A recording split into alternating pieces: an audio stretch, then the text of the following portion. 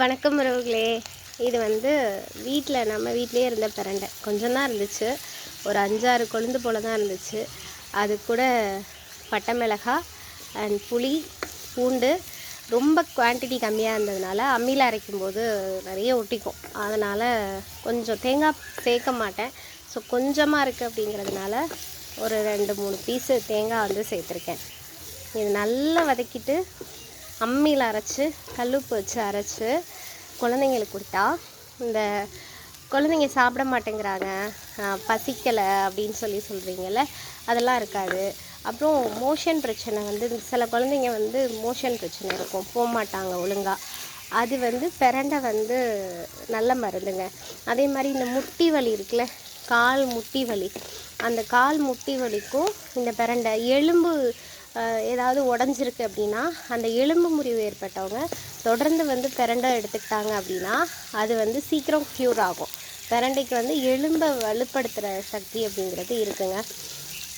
யூஸ்ஃபுல்லாக இருக்கும்னு, பயனுள்ளதாக இருக்கும்னு நினைக்கிறேன், நம்புகிறேன்.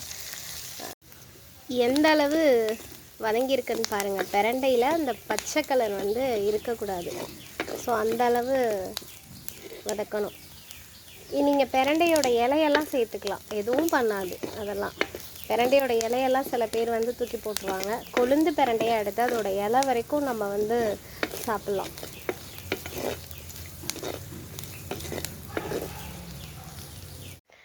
வதக்குனது நல்லா அரை வச்சாச்சு. கொஞ்சமாக உப்பு சேர்த்து அம்மியில் வச்சு அரைச்சி எடுத்துட்டிங்கன்னா துவையல் அவ்வளோ சூப்பராக இருக்குங்க. ட்ரை பண்ணி பாருங்கள்.